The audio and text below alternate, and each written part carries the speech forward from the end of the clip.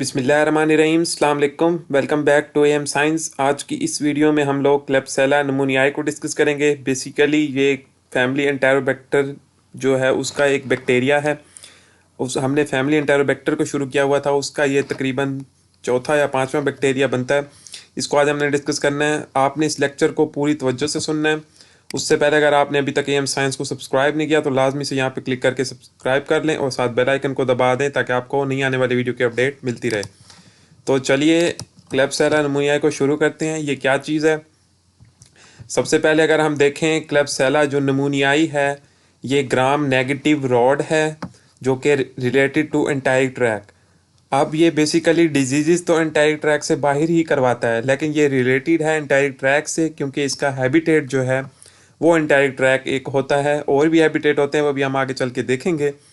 तो ये gram negative rods का बैक्टीरिया है और रिलेटेड टू एंटेरिक ट्रैक है। चलिए सबसे पहले इसकी देखते हैं डिजीज़। अब जो इसकी डिजीज़ है ना, सबसे पहले मैंने आपको बताया कि आउटसाइड द एंटेरिक ट्रैक करवाएगा। रिलेटेड इसलिए है कि इसका हैबिटेट है। तो सबसे पहली डिजीज़ है कि नमूनिया। अगर आप इसके नेम को चेक करें, क्लेब्सिला न्यूमोनियाई, उसी से आपको याद रह जाएगा कि ये नमूनिया करवाता है बेसिकली। अब नमूनिया क्या होता है? ये चीज़ हमने अभी तक एक बैक्टीरिया में पढ़ी थी जो था स्ट्रेप्टोकोकस नमूनियाई। उसमें भी नमूनिया हो रहा था, वो लोबार नमूनिया था। इसमें भी नमूनिया होता है। ये होता है इन्फ्लेमेटरी एक्जीड्यूट बन जाना। कहाँ पे? इंट्रा एलुलर स्पेस के अंदर, यानी जो हमारे लंग्स हैं उसके इर्द गिर्द जो मेम्ब्रेन होती है उसके दरमियान या फिर इंट्रा एलुलर स्पेसिस हैं, वहाँ पे एक्जीड्यूट बन जाना। एक्जीड्यूट क्या होता है? जो कि इन्फ्लेमेशन के नतीजे में बनता है, एक लिक्विड टाइप, उसको एक्जीड्यूट बोला जाता है। वो बन जाना उसको बोला जाता है न्यूमोनियाई। पहली डिजीज़ हो गई नमूनिया जो कि मोस्ट प्रोमिनेंट है। अब नमूनिया जो है इसके कुछ फीचर्स होंगे क्योंकि खाली नमूनिया तो और बैक्टीरिया में भी हो रहा होता है। तो हम कैसे डिफरेंशिएट करेंगे कि ये नमूनिया क्लेब्सिला नमूनिया ही है? उसके लिए हम ये कह सकते हैं कि ये नोसोकोमियल इन्फेक्शन होता है, यानी हॉस्पिटल एक्वायर्ड। नोसोकोमियल यानी आप अगर हॉस्पिटल के अंदर बहुत ज़्यादा हैं तो वहाँ पे 72 घंटों के दौरान ये इन्फेक्शन होना शुरू हो जाता है, तो नोसोकोमियल नमूनिया होता है। पहला फीचर नमूनिया का ये है इसके। दूसरा है कि एब्सेस बनना शुरू हो जाती है लंग्स के अंदर। अब एब्सेस क्या है? ये एक टर्म है बेसिकली जिसको बोला जाता है कि अगर सेंट्रल एरिया बहुत ज़्यादा रेज्ड हो जाए, उसकी नेक्रोसिस, डेड टिश्यू बन जाए, उसके अंदर पस बनना शुरू हो जाए, उसके इर्द गिर्द एरिथीमा यानी रेडनेस हो जाए, तो उसको बोला जाता है एब्सेस यानी पीप बन जाना। तो ये चीज़ नमूनिया के साथ एसोसिएटेड होती है इस डिजीज़ में। तो ये चीज़ भी आपने याद रखनी है नमूनिया से रिलेटेड। और जो अगली और मोस्ट स्पेसिफिक और मोस्ट इम्पॉर्टेंट चीज़ है वो है रेड करंट जेली स्प्यूटम। अब ये क्या चीज़ है? अगर आपको याद हो कि स्ट्रेप्टोकोकस नमूनिया में भी जो नमूनिया हो रहा था उसमें रस्ट कलर स्प्यूटम था और इसमें है रेड करंट जेली स्प्यूटम। यानी अगर आपने जेली देखी हो तो उसकी तरह का ये लाल लाल सा एक स्प्यूटम होता है और वो इस नमूनिया में बनता है। तो ये चीज़ आप डायग्नोसिस के लिए और कंपेयर करके याद रख सकते हो। अब जो स्प्यूटम है ये क्या होता है, ये क्यों बनता है? ये इन्फ्लेमेशन और नेक्रोसिस की वजह से बनता है जब वो सराउंडिंग टिश्यूज़ की हो जाती है। तो ये नमूनिया के साथ ये चीज़ एसोसिएटेड है। नेक्स्ट देखते हैं कि दूसरी कौन सी जो है ये डिजीज़ करवाता है। अल्कोहलिक्स में भी ये बहुत ज़्यादा नमूनिया हो जाता है। अगर हम देखें अल्कोहलिक्स में कैसे होगा, क्योंकि वो तो हम अल्कोहल पी रहे होते हैं ना, तो उससे ये होता है कि वो इम्यूनिटी को हमारी रिड्यूस कर देता है, टी सेल्स को कम से कम उसका रिस्पॉन्स कर देता है। तो उसकी वजह से पेशेंट को चांस है कि बहुत ज़्यादा नमूनिया होने शुरू हो जाए। दूसरी जो डिजीज़ है वो है यूटीआई यानी यूरिनरी ट्रैक इन्फेक्शन। अब ये जो यूटीआई है ना, इसका मोस्ट कॉमन कॉज इकोलाई होता है जो कि हमने डिस्कस किया था फैमिली एंटेरोबैक्टर में। लेकिन जो लेस फ्रीक्वेंटली हम कह सकते हैं वो यूटीआई ये क्लेब्सिला न्यूमोनियाई भी करवाता है और लंग्स से निकलेगा, डेसिग्नेट करेगा, यूटीआई तक पहुंचेगा। तो ये जो है यूटीआई में क्या करवाएगा? हॉस्पिटल एक्वायर्ड यूटीआई, क्योंकि मैंने आपको बताया था दो किस्म के इन्फेक्शन होते हैं, कम्युनिटी एक्वायर्ड और हॉस्पिटल एक्वायर्ड। जो कम्युनिटी एक्वायर्ड थे वो एक कम्युनिटी के अंदर कॉमन और हॉस्पिटल वाले हॉस्पिटल के अंदर। लेकिन हॉस्पिटल में आप देखें जो हॉस्पिटल एक्वायर्ड इन्फेक्शन है उसमें यूटीआई मोस्ट कॉमन होता है और निमोनिया वगैरह। तो ये दोनों चीज़ें यहाँ पे आ गई। यूटीआई में क्या होगा? यूरिथ्राइटिस हो जाएगा, यूरिथ्रा की इन्फ्लेमेशन हो जाएगी जहाँ से यूरिन पास किया जाता है। पायलोनेफ्राइटिस जो नेफ्रॉन है किडनी का, उसकी इन्फ्लेमेशन हो जाना। और सिस्टाइटिस यानी ब्लैडर गाल ब्लैडर नहीं सॉरी यूरिनरी ब्लैडर की इन्फ्लेमेशन हो जाना, उसको सिस्टाइटिस बोला जाता है। तो ये चीज़ यूटीआई के साथ एसोसिएटेड होगी, लेकिन लेस फ्रीक्वेंटली होगी, ये बहुत ज़्यादा कम होगी। मेन सिर्फ नमूनिया ही है। और अगली चीज़ जो है वो है सेप्सिस। सेप्सिस अमूमन बहुत ज़्यादा बैक्टीरिया के एसोसिएटेड है, तो ये इतना मोस्ट प्रोमिनेंट फीचर नहीं है। अब सेप्सिस क्या होती है, वो भी हॉस्पिटल एक्वायर्ड ही होगी। उसमें फीवर होगा, बुखार होगा, हाइपोटेंशन, ब्लड प्रेशर लो हो जाएगा, और इसके अलावा डिसेमिनेटेड इंट्रावेस्कुलर कोएगुलेशन यानी वेसल्स के दरमियान क्लॉट्स बन जाएंगे और वो पूरी बॉडी में फैल जाएंगे, और सेप्टिक शॉक यानी मल्टीपल ऑर्गन फेलियर्स पेशेंट को हो जाएगा। तो डिजीज़ में आपने 3 किस्म की डिजीज़ को याद रखना है जो कि आउटसाइड एंटाई ट्रैक होंगी। नमूनिया मोस्ट कॉमन है, कभी भी नहीं भूलना, उसके साथ associated red currant jelly sputum और नोसोकोमियल। इसके अलावा यूटीआई और सेप्सिस जो है वो रेयर हैं, बहुत कम होती हैं। हैबिटेट और ट्रांसमिशन इसकी क्या होती है? अगर हम हैबिटेट देखें ना इसकी, तो सबसे पहले है अपर रेस्पिरेटरी ट्रैक। जाहिर बात है नमूनिया हो रहा है तो इसका हैबिटेट भी रेस्पिरेटरी ट्रैक से रिलेटेड होगा, और स्पेसिफिक अपर रेस्पिरेटरी ट्रैक। अब अपर रेस्पिरेटरी ट्रैक और लोअर रेस्पिरेटरी ट्रैक में बहुत फ़र्क होता है। अपर रेस्पिरेटरी ट्रैक नोज से लेकर जो upper part of the vocal cord होता है वहाँ तक फैला होता है, उसके दरमियान नेजोफेरेंक्स भी आ जाता है, पीछे ओरोफेरेंक्स, वो सारा इलाका, उसके बाद सारा वोकल कॉर्ड से ऊपर तक इसका इलाका है, उससे वोकल कॉर्ड से नीचे लेरेंक्स, फिर बाकी ट्रैकिया और ब्रोंकाई, फिर आगे वो लोअर रेस्पिरेटरी ट्रैक हो जाता है। तो ये अपर रेस्पिरेटरी ट्रैक से रिलेटेड है। दूसरी चीज़ है एंटेरिक ट्रैक। अब आपको समझ आ गया होगा कि वहाँ पे ग्राम नेगेटिव और रिलेटेड टू एंटेरिक ट्रैक क्यों लिखा हुआ था, कि इसका जो हैबिटेट है एंटेरिक ट्रैक भी है, यानी स्मॉल इंटेस्टाइन, कोलोन और जितना भी वो एंटेरिक ट्रैक बनता है उसमें सब में इसका हैबिटेट है। अब जो है इसकी ट्रांसमिशन हम देखेंगे कैसे ये एंटेरिक ट्रैक तक पहुंचेगा, कैसे ये रेस्पिरेटरी ट्रैक तक पहुंचेगा, यूरिनरी ट्रैक तक। अब जो है ना एस्पायरेशन, अब ये एक टर्म है, अगर आपको पता हो कि एस्पायरेशन मीन कि अगर हम कोई भी ऐसा फॉरेन ऑब्जेक्ट ब्रीथ कर लें, या कोई हम ऐसा खाना खाते हैं जो कि हमारे एयरवे में जाके मतलब स्टक हो जाए, तो उसकी वजह से जो है वो लंग्स तक जा पहुंचता है और फिर नमूनिया होने के चांस बहुत ज़्यादा हो जाते हैं। तो ये चीज़ का खास ख्याल रखना है कि कोई भी ऐसी चीज़ जो कि एसोफेगस से पास होनी है, वो अगर ट्रैकिया से पास हो गई, कोई फॉरेन ऑब्जेक्ट या फिर कोई फूड, सक्लिंग फूड, तो उसकी वजह से ये जो है नमूनिया हो सकता है। दूसरी चीज़ है कि रेस्पिरेटरी ड्रॉपलेट्स की इनहेलेशन।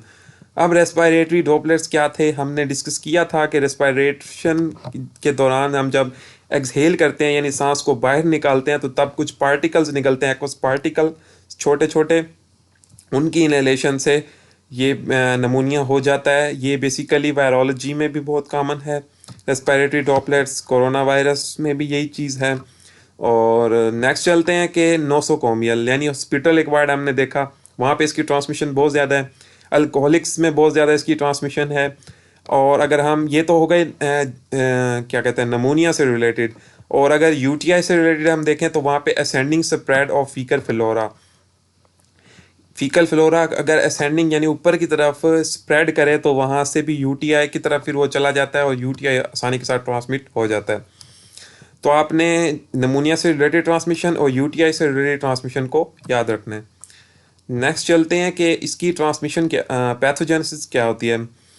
अब जो पैथोजेनेसिस है ना, अगर हम सेप्सिस की पैथोजेनेसिस देखें तो उसके लिए है एंडोटॉक्सिन। अब एंडोटॉक्सिन एक ऐसी चीज़ है जो कि फैमिली एंटेरोबैक्टर में जितने भी 6-7 बैक्टीरिया हैं सब में कॉमन है, एक फीचर है। तो ये आप सबकी पैथोजेनेसिस में लिख सकते हैं। तो ये फीवर करवाएगा, शॉक एसोसिएटेड सेप्सिस करवाएगा। उसके बाद जो है इसके अंदर होता है लार्ज कैप्सूल, ये आपने लाजमी याद रखना है क्योंकि मेन विरुलेंस फैक्टर यही है, यही पैथोजेनेसिस मेनली करवाता है। चाहे वो नमूनिया हो रहा है, चाहे वो एब्सेस हो रही है, चाहे वो स्प्यूटम्स, हर चीज़ मतलब यही इन्वॉल्व है। ये क्या करता है, ये फेगोसाइटोसिस नहीं होने देता, इन्फ्लेमेशन करवाता है, होस्ट डिफेंस नहीं होने देता, और फिर चाहे वो नमूनिया हो, एब्सेस हो, फिर हर चीज़ यूटीआई सब चीज़ें ये करवाएगा लार्ज कैप्सूल। तो पैथोजेनेसिस में ये 2 बातें याद रखनी है। अब देखते हैं प्री डिस्पोजिंग फैक्टर्स, यानी जो चीज़ इसको इस बीमारी को होने का बायस बनेगी। सबसे पहले है COPD, रेस्पिरेटरी ट्रैक से रिलेटेड है ना, नमूनिया करवाना है तो उससे रिलेटेड कोई डिजीज़ होगी ना पहले जो होगी, तो क्रोनिक ऑब्स्ट्रक्टिव पल्मोनरी डिजीज़। अब ये क्या होती है, इसके साथ 2 एसोसिएटेड डिजीज़ होती हैं, एम्फीसीमा और क्रोनिक ब्रोंकाइटिस। एम्फीसीमा क्या होता है कि एयर सैक का डैमेज हो जाना लंग्स के अंदर, उसको एम्फिसीमा बोलते हैं। और chronic bronchitis mean chronic mean के लॉन्ग टर्म, और ब्रोंकाइटिस मीन के इन्फ्लेमेशन हो जाना एयरवेज की यानी ब्रोंकस की, उसको बोला जाता है, जो कि नमूनिया करवा देता है। तो नमूनिया के लिए प्री डिस्पोजिंग फैक्टर क्या होंगे? COPD यानी एम्फिसीमा और क्रोनिक ब्रोंकाइटिस। अगर यूटीआई के प्री डिस्पोजिंग फैक्टर हम देखें, क्योंकि दूसरी डिजीज़ वही थी यहाँ पे, उसकी है यूरिनरी कैथेटराइजेशन, जो कि हम यूजुअली कैथेटर पास करते हैं उन पेशेंट्स का जिनका यूरिन का प्रॉब्लम हो, और यूरिन की जो है ड्रेनेज वगैरह करवानी हो, तो कैथेटर जब यूरिन से पास किया जाता है तो उससे ये चांस होता है कि पेशेंट को जो है यूटीआई हो सकता है। तो प्री डिस्पोजिंग फैक्टर दो डिजीज़ के लिए दो बातें आपने याद रखनी हैं। एंटीजेंस, अगर आपको याद हो तो हमने एंटेरोबैक्टर फैमिली में 3 किस्म के एंटीजन पढ़े थे। सबसे पहला था सेलवाल एंटीजन, सोमैटिक या ओ एंटीजन, और जो कि आउटर पोर्शन ऑफ लाइपोपॉलीसेकेराइड है, जो कि सीरोलॉजिकल टाइपिंग मालूम करने के लिए यूज़ होता है, वो होता है इसके अंदर। और दूसरा जो है इसके अंदर जो है शिगेला की तरह जो है कोई भी एच एंटीजन नहीं है, यानी फ्लैजुलर प्रोटीन। हमने शिगेला में भी ये चीज़ देखी थी, तो आप एक लिस्ट ऑफ बैक्टीरिया याद रख सकते हैं। ये दूसरा बैक्टीरिया अब आ गया क्लेब्सिला नमूनियाई, जिसके अंदर एच प्रोटीन फ्लैजुलर नहीं है, इसकी वजह से ये इमोबाइल है। शिगेला भी इमोबाइल था, तो ये चीज़ एमसीक्यूज के लिए हम याद रख सकते हैं। उसके बाद है कैप्सूलर के पॉलीसेकेराइड एंटीजन। हमने देखा कि इसका main virulence factor large polysaccharide capsule है, जो कि एपिडेमियोलॉजिकल पर्पस के लिए यूज होता है, मेन विरुलेंस फैक्टर है। तो इसमें दो किस्म के एंटीजन है, एच एंटीजन नहीं है। कैरेक्टरिस्टिक्स में अगर हम देखें यहाँ पे बड़ा ही आसान है। Immobile gram negative rod, immobile मैंने आपको बता दिया कि इसके अंदर एच प्रोटीन या फ्लेजुलर प्रोटीन नहीं है, तो उस वजह से ये इमोबाइल है शिगेला की तरह। और जो है इसके अंदर लार्ज पॉलीसेकेराइड कैप्सूल होता है, जो मेन इसका विरुलेंस फैक्टर है। ये दो तो इसके साथ एसोसिएटेड है। अगर आपको याद हो कि नमूनिया जो था स्ट्रेप्टोकोकल नमूनिया, उसमें भी कैप्सूल विरुलेंस फैक्टर था, तो नमूनिया के लिए कैप्सूल आप याद रख सकते हैं। अगली जो 4 कैरेक्टरिस्टिक्स हैं वो फैमिली एंटेरोबैक्टर की हैं, चारों की चारों आप सारे एंटेरोबैक्टर फैमिली में लिख सकते हैं। सबसे पहले फैकल्टेटिव एनारोब, यानी ऑक्सीजन की गैर मौजूदगी में ज़रूरी नहीं है, उसके लिए फैकल्टेटिव है। अगर ऑब्लिगेट होता तो फिर ज़रूरी होती। उसके बाद है कि नाइट्रेट्स को नाइट्राइट्स में कन्वर्ट कर देगा एनर्जी के तौर पे, और फर्मेंट करेगा ग्लूकोज या शुगर मालिक्यूल्स को as a acidic by products बनाएगा, और जो फिनोल इंडिकेटर है उसको रेड को येलो कर देगा। उसके अलावा साइटोक्रोम अगर negative test, cytochrome oxidase negative test देगा, यानी कलर्ड कंपाउंड नहीं बनाएगा इंडोफिनोल ब्लू के साथ। अब आप यहाँ पे देखें, ये दो तो करेक्टरिस्टिक्स में आ जाती हैं, लेकिन ये दो चीज़ें अगर आप देखें ये लेबोरेटरी डायग्नोसिस से रिलेटेड हैं, तो आप उसमें भी इनको लिख सकते हो। तो अगेन जो दो प्रोमिनेंट इसकी करेक्टरिस्टिक्स हैं वो इमोबाइल और लार्ज पॉलीसेकेराइड है कैप्सूल। उसके बाद लेबोरेटरी डायग्नोसिस में आप देखें तो इसकी लेबोरेटरी डायग्नोसिस भी काफ़ी कॉमन है बाकी बैक्टीरिया की तरह, जो कि हमने फैमिली एंटेरोबैक्टर में पढ़े थे। Gram staining, smear and culture, जो कि ग्राम नेगेटिव रॉड को ग्राम पॉजिटिव रॉड से हम डायग्नोस करेंगे। उसके बाद जो है स्पेसिफिक थोड़ा सा देखें तो नॉन लैक्टोज फर्मेंटिंग कॉलोनीज बनाएगा। सॉरी यहाँ पे आई थिंक ये गलत लिखा गया, यहाँ पे लैक्टोज फर्मेंटिंग कॉलोनीज ये बनाता है, ना कि नॉन लैक्टोज फर्मेंटिंग। तो ये चीज़ आपने करेक्ट कर लेनी है। ये लिखते हुए थोड़ा टाइप होते हुए थोड़ा गलत हो गया, तो उसके लिए मैं माज़रत चाहता हूँ। लेकिन ये लैक्टोज फर्मेंटिंग कॉलोनीज बनाते हैं, ये एक दूसरा बैक्टीरिया जो कि लैक्टोज फर्मेंटिंग कॉलोनीज बना रहा है। पहला हमने देखा था इकोलाई को, वो बना रहा था। उसके बाद हमने जितने भी 3-4 बैक्टीरिया पढ़े वो नॉन लैक्टोज फर्मेंटिंग थे, और ये जो है लैक्टोज फर्मेंटिंग दूसरा बैक्टीरिया है, जो कि EMB इयोसिन मिथाइल ब्यूल्यू और मैक्योन की अगार पे जो है ये नॉन लैक्टोज यानी कलरलेस कॉलोनीज बनाता है। अगला जो टेस्ट है बायोकेमिकल रिएक्शन, क्योंकि हम इसके जो और बैक्टीरिया एंटेरोबैक्टर या सिरेशिया उससे डायग्नोस डिफ्रेंशिएट करने के लिए हम बायोकेमिकल टेस्ट वगैरह करते हैं। उसके अलावा TSI एगार यानी ट्रिपल शुगर आयरन एगार, उसके अंदर एसिड स्लैंड और एसिड बट बनाएगा विद गैस, लेकिन उसके अंदर H2S नहीं बनेगी। क्यों नहीं बनेगी? क्योंकि ब्लैक FES बट के अंदर नहीं बनेगा। अब आप TSI एगार का जो टेस्ट है इकोलाई वाला वही सेम ही है यहाँ पे, उसकी फीचर्स भी यही थे, और क्लेब्सिला नमूनियाई के भी सही है, क्योंकि ये वो भी लैक्टोज फर्मेंटिंग था, ये भी लैक्टोज फर्मेंटिंग है। उसके बाद आप थोड़ा सा जो डिफ़र करते हैं इसके टेस्ट बाकी बैक्टीरिया से, सबसे पहला है कि म्यूकोइड और विस्कस कॉलोनीज बनाएगा, क्योंकि हमने देखा कि इसके पास एबेंडेंट पॉलीसेकेराइड कैप्सूल था, उसकी वजह से ये जो है म्यूकोइड या विस्कस कॉलोनीज बनाएगा। उसके अलावा जो है यूरिएज पॉजिटिव होता है ये टेस्ट। अब ये टेस्ट नहीं है यहाँ पे, ये वो बाकी बैक्टीरिया में जो एंटेरोबैक्टर के थे उसमें नहीं था। यूरिएज पॉजिटिव टेस्ट बेसिकली क्या है? यूरिएज एंजाइम होता है उसके पास। अगर इसके कंपोनेंट्स देखें तो उसमें यूरिया है और पीएच इंडिकेटर फिनोल है। क्या करता है ये जो है यूरिया की ब्रेकडाउन करवाएगा, उससे अमोनिया और कार्बन डाइऑक्साइड बना देता है, तो इसको ये पॉजिटिव टेस्ट बोला जाता है और ये bacteria positive urease positive test देता है। अगला टेस्ट जो है वो है मैनीटोल एगार। वहाँ पे ये पिंक कलर देता है। और एक और टेस्ट एक्सरे वगैरह कर सकते हैं, क्योंकि पेशेंट को नमूनिया और हमने देखा तो एक्सरे करके हम उसका देख सकते हैं कि कहाँ पे मसला है, उसमें हमें डायग्नोस हो जाता है। आपने थंबनेल में भी देखा होगा, वो भी नमूनिया की ही पिक्चर थी। इसके अलावा हम लोग इन्फेक्शन चेक करने के लिए क्वांटिटेटिव कल्चर ऑफ यूरिन कर सकते हैं। यूटीआई हमने देखा इन्फेक्शन हो रहा था, उसके लिए हम कल्चर कर सकते हैं यूरिन का। इसके अलावा सेप्सिस के लिए जो है हम या वो एब्सेस जो बन रही थी उसके लिए हम कल्चर कर सकते हैं पस का या ब्लड का, तो हमें वो चीज़ डायग्नोस हो जाएगी। तो जो इतनी बड़ी इसकी लेबॉरेटरी डायग्नोसिस है ना, आपने जो याद रखना है वो नो लैक्टोज फर्मेंटिंग, इसको क्रैक कर देना है। टीएसआई एगार, यूरिएज पॉजिटिव, मैनीटोल एगार, बस ये 4 बातें तो लाजमी याद रखनी है। एक्सरे, कल्चर, ये चीज़ें याद रखना आसान है। ये 4 बातें आपको पक्का याद हों। ट्रीटमेंट में अगर हम इसकी देखें तो most specific cephalosporin, 3rd generation cephalosporin, और उसमें क्या होगा, अगर हम उसको एलोन भी दे सकते हैं यानी अकेला, या फिर उसके साथ अमाइनोग्लाइकोसाइड यानी प्रोटीन सिंथेसिस इनहिबिटर को भी कंबाइन कर सकते हैं। ये मोस्ट इफेक्टिव ड्रग्स हैं। इसके अलावा हम उसका एंटीबायोटिक सेंसिटिविटी देख लें ताकि उसको एलर्जिक या हाइपर सेंसिटिविटी रिएक्शंस ना हो जाएं। उसके अलावा रेजिस्टेंस तो इसके साथ चलेगी। मैंने आपको कहा कि फैमिली एंटेरोबैक्टर में बहुत ज़्यादा रेजिस्टेंस है, मल्टी ड्रग रेजिस्टेंस होती है इसमें, प्लाज्मा एनकोडेड एंजाइम्स होते हैं स्पेसिफिकली बीटा लैक्टामेजेस की, तो इस चीज़ का ख्याल रखना है। लेकिन सेफेलोस्पोरिन और अमाइनोग्लाइकोसाइड दे सकते हैं आप। प्रिवेंशन में अगर हम देखें तो इसके खिलाफ कोई वैक्सीन अवेलेबल नहीं है, तो हम इसका ट्रांसमिशन रोक सकते हैं ताकि हम इस बैक्टीरिया के इन्फेक्शन से बच सकें। अल्कोहल को कम से कम पिएं और यूरिनरी जो कैथेटर है उसको प्रॉम्प्टली रिमूव करें, ताकि मतलब सही वक्त पे बहुत तेज़ी से रिमूव ना किया जाए, तो उस चीज़ से हम बच सकते हैं। अल्कोहल से हम नमूनिया से बच जाएंगे और यूरिनरी कैथेटर को प्रॉम्प्टली रिमूव करने से हम यूटीआई से बच जाएंगे। तो कुछ इस तरह हम प्रिवेंशन करके इस बैक्टीरिया के इन्फेक्शन से बच सकते हैं। अगर हम इसको क्विकली रिव्यू करें ताकि ये हमारा जो लेक्चर है, ये टॉपिक है, वो पक्का हो जाए, तो क्लैब्सिला नमूनिया, आप यहाँ पे लंग्स को देखें, यहाँ पे नमूनिया हुआ है, इन्फ्लेमेशन हुई हुई है, तो ये चीज़ आप यहाँ से याद रख सकते हैं।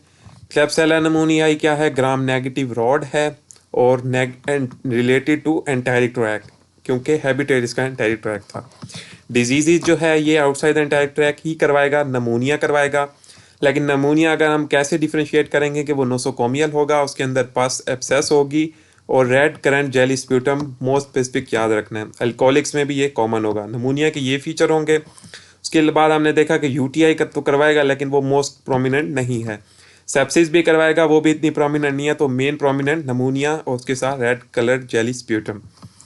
हैबिटेट में हमने देखा कि अपर रेस्पिरेटरी ट्रैक तो है ही है इसका, लेकिन एंटेरिक ट्रैक है, ये भूल जाएगा बंदे को, तो इस चीज़ को याद रखना कि एंटेरिक ट्रैक भी है इसका।